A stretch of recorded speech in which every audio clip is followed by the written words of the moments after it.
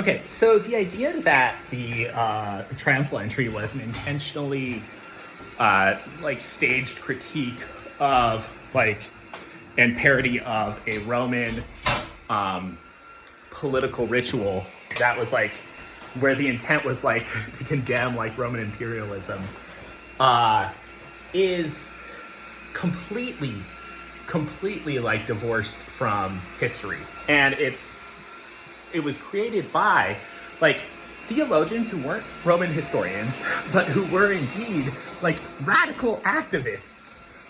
There were 6 of them. One of them in the post-Enlightenment. One of them who was just a nerd in the 50s, and then 4 just activists from the 1960s onwards.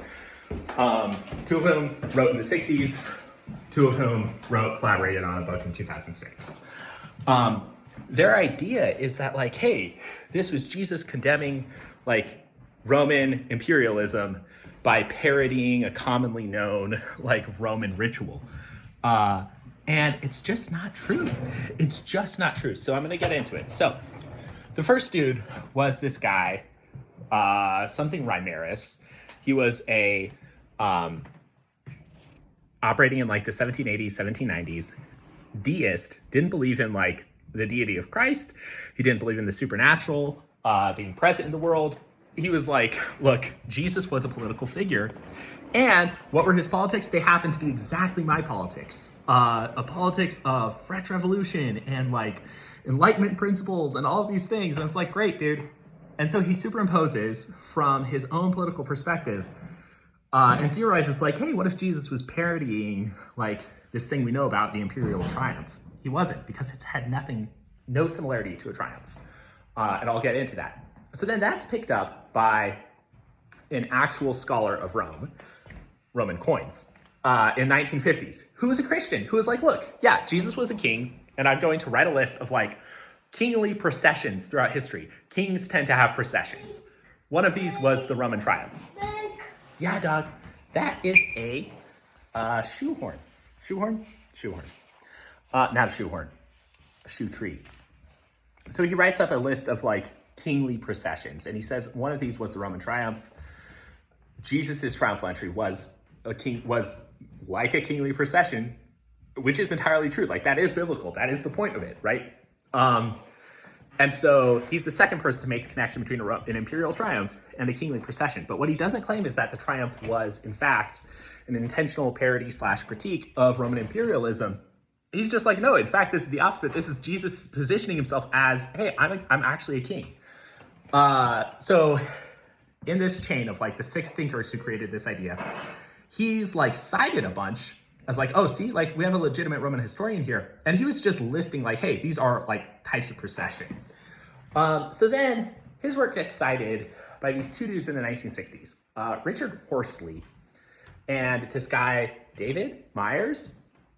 Horsley is in the wake of the Third Internationale, he is a scholar of literary critiques of imperialism. He's in the middle of the Chomskyan 60s, 70s critiques of Western imperial, capitalist imperialism, all this stuff. And he's operating from a classics perspective. He's a classics professor. And so he's hey, and he starts to flesh out this idea, this narrative of hey, Jesus and his disciples were intentionally parodying either an imperial triumph or an imperial Adventist procession. And he says this was an intentional parody where the goal of Jesus, who was not God, this guy wasn't a theist, who was a political operator, he had nothing supernatural about him. Instead, Jesus was just another politician whose political views happen to be exactly mine. My political views are anti-Western imperialism. His political views were anti-Roman imperialism, and that was the purpose of the triumphal entry. So he writes that up.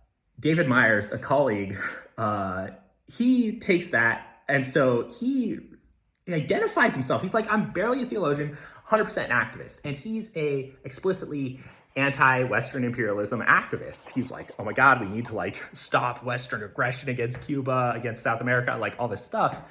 And so he reframes Jesus' triumphal entry. He's not a theist. He's calls himself a theologian, but he doesn't believe that Jesus is God. He doesn't believe in any of this being real. He doesn't believe in scripture being meaningful. Rather, it's useful as a gloss to apply to political things today. And so he looks at Jesus and he's like, Jesus was a political actor whose politics like exactly lined up with my own anti-Western imperialism. And so Jesus was critiquing Roman imperialism. That's what the disciples were doing. And so him and Horsley like really build up this idea of triumphal entry as a parody of the Adventist thing. And then fast forward now to 2006, and you have Borg and Crossman. So Borg is a scholar who was part of like the Jesus project, which was like the 1985 thing where they were like, we have conclusively proved that Jesus wasn't God, that there is no such thing as the miraculous. Like this guy is not a Christian in any sense of the word. Like he rejected the divinity of Christ. He rejects the resurrection. He collaborates with his co-author with whom he wrote the triumphal entry thing. His other collaboration with him is like why the resurrection is bunk. Jesus' disciples panicked. They stole some dude's tomb. They throw the body in. And then that guy comes by and is like, what the hell is this body doing in my tomb?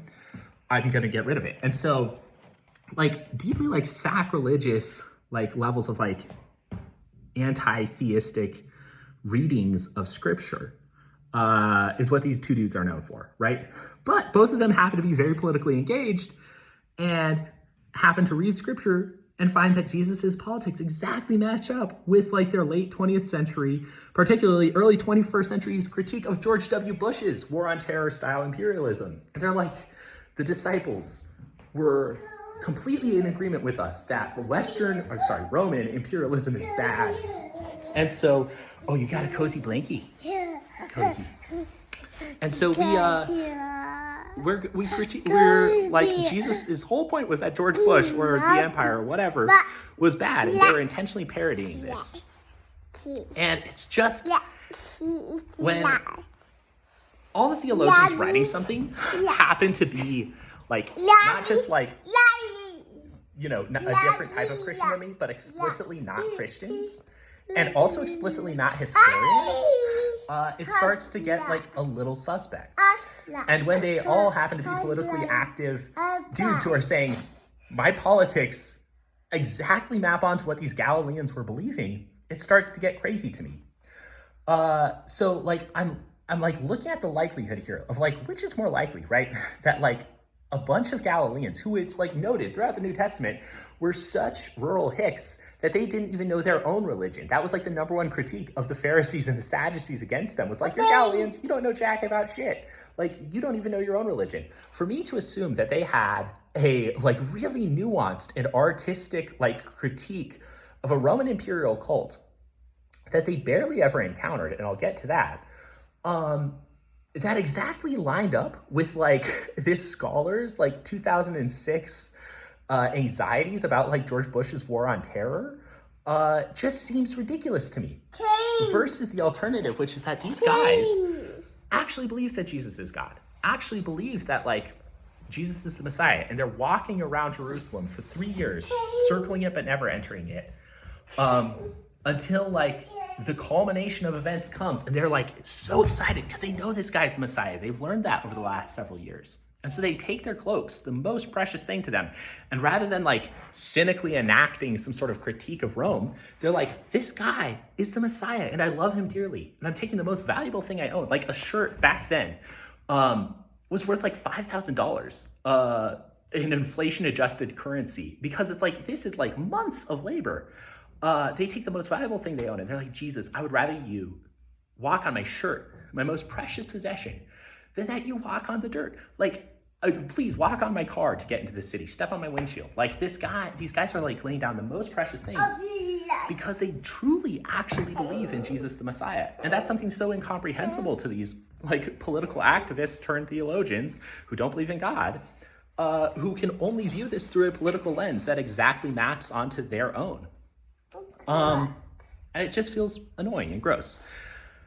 Going into the political reality of this, right? Like, what was a Roman triumph? What was an Adventist procession? So the Roman triumphs only happened in Rome. They were like, the emperor comes back from a war, And they were like amazing things. There were amazing parts of the imperial cult, these giant marches, all this stuff. That's fascinating. But that's not something the Jerusalem people would have encountered. What they would have encountered maybe, and we know exactly how many they saw and when, were Adventists. They saw 4 of them during the time that like the disciples and Jesus were alive, because that's recorded in Josephus, who says the first time they tried to do this Roman ritual, they did it all like big and flashy and showy, and it went to shit because it so obviously was a pagan ritual that like Jerusalem just rioted. They like flipped their shit. They start like, they had riot on their hands. And so every other time they did an imperial procession to like welcome a general into a city, Josephus records that they did it in secret, very quietly, so as not to like infuriate like this highly unstable like religious hotspot. And that's why like Rome didn't govern out of Jerusalem. They had like a dude down there whose job is like avoid riots, is his number one job. And they govern out of Caesarea. And when that project failed in the 70s, they're like, guys, this is so unmanageable. We like literally can't do this. And then they destroy Jerusalem, right?